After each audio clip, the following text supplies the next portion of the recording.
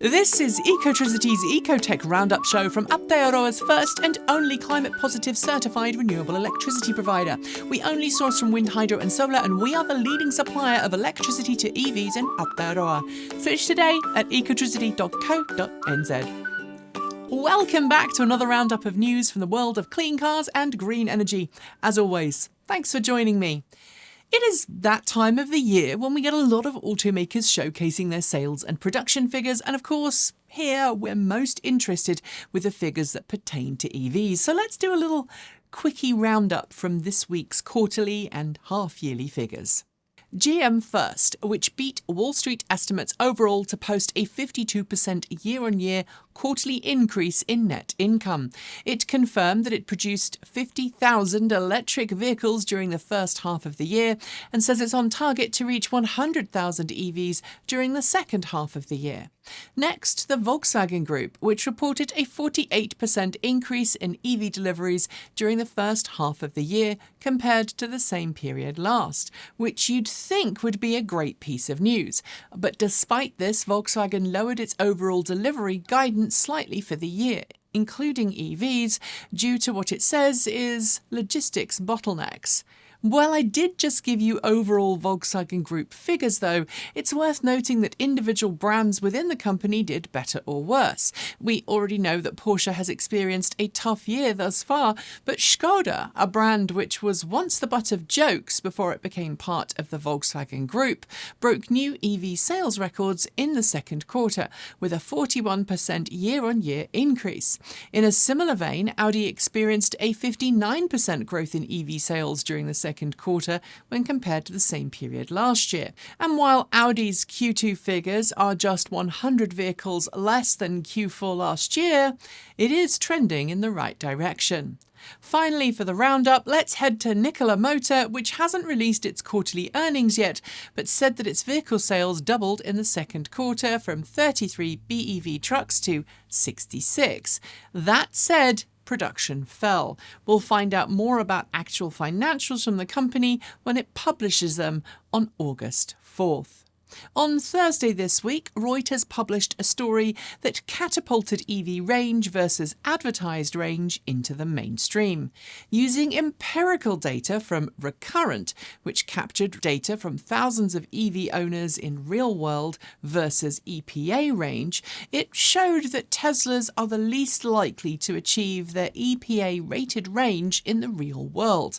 A second story published shortly thereafter, also on Reuters, made some serious allegations that Tesla has a special team of employees that were instructed to encourage customers to cancel service appointments relating to lower than expected range. We are not aware of any official response from Tesla, but it is no secret that while some automakers underestimate real-world ranges, others, including Tesla, advertise unrealistic and over-optimistic range ratings. Don't worry, we're going to make a video on this soon.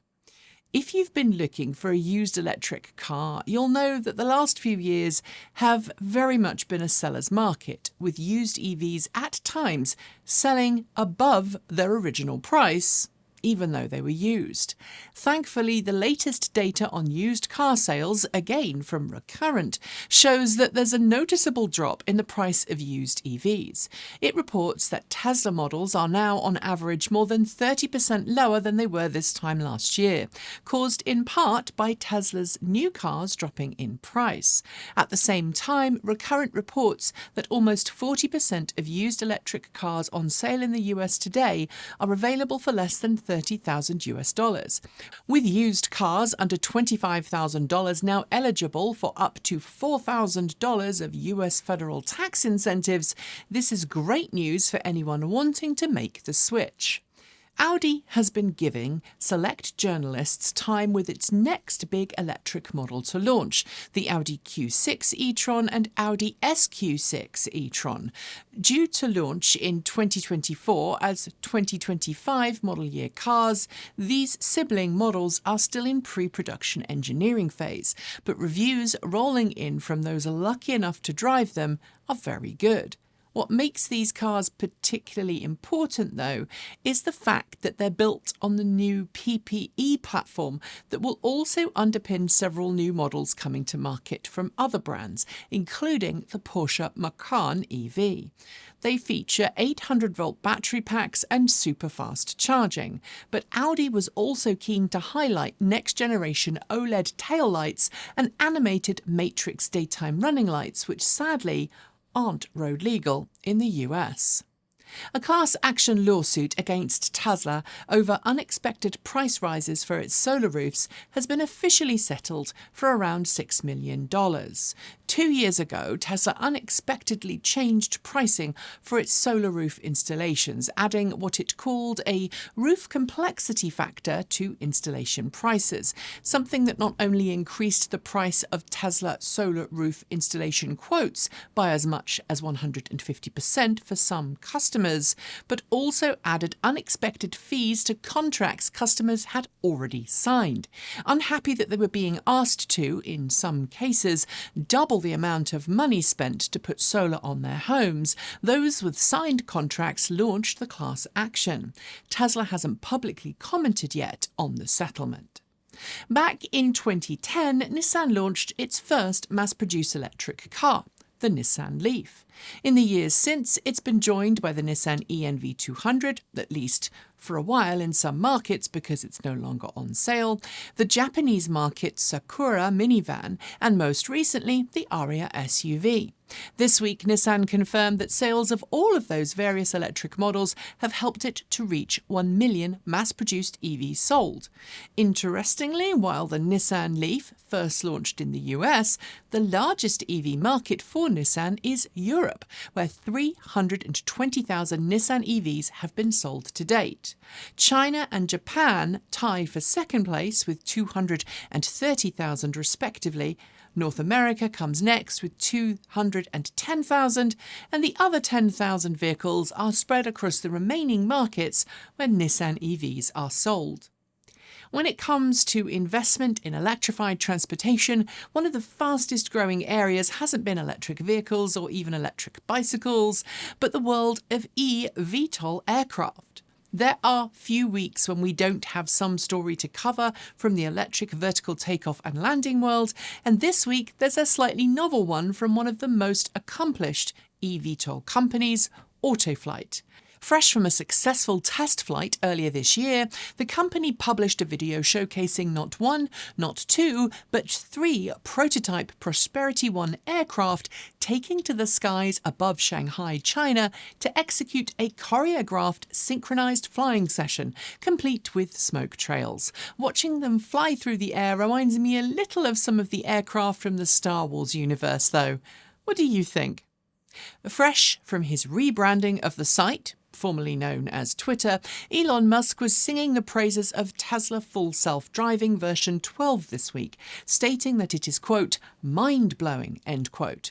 The software he was testing was reportedly an alpha version of full self-driving, which is expected to exit beta software status when Tesla finally pushes it. That said, we know that Elon Musk regularly tests early alpha software on his own vehicles, and as we've previously reported, it's also believed he has special test modes built just for him that behave differently to the software pushed to customers' cars. As Electric noted this week, however, Musk's announcements on FSD software updates don't really mean much anymore because of past promises he's made. Before we get to the last 2 stories, I have a quick question. Are you in the market for a new EV? If you are, and you are in Aotearoa, you should totally check out our very own buyer's guide at ecotricity.co.nz. It is packed with all of the information you need to pick a car that's right for you, and includes details about incentives you can get, charging providers you can use, and of course how to get a charging station set up at home. So follow the link below and start that fantastic journey today.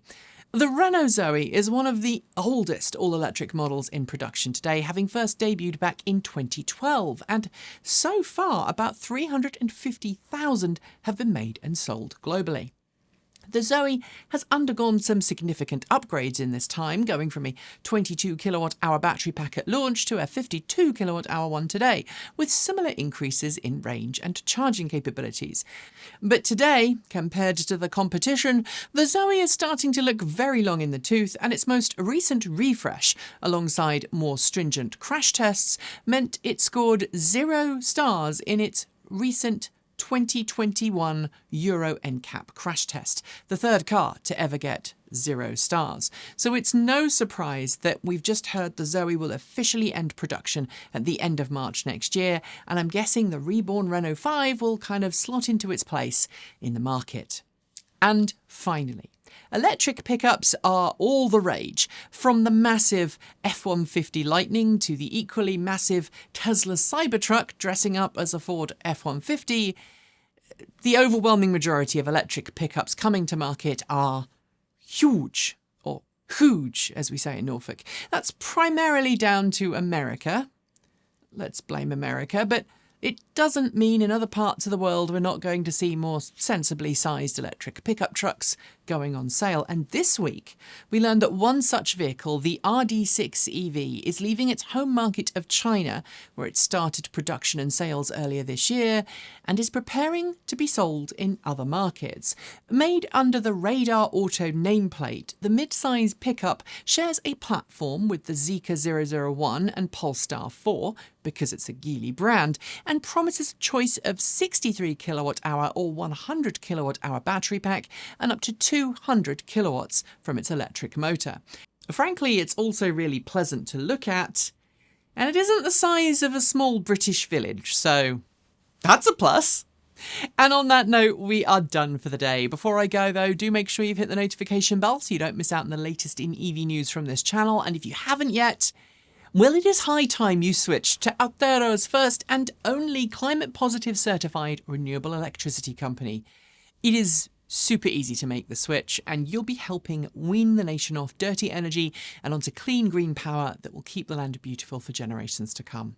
I'll be back next week as usual, but in the meantime, don't forget to check out the latest videos from Gavin Kiwi EV Shoebridge on this channel. He has just been taking to the seas in an electric jet boat, and he made it back in one piece.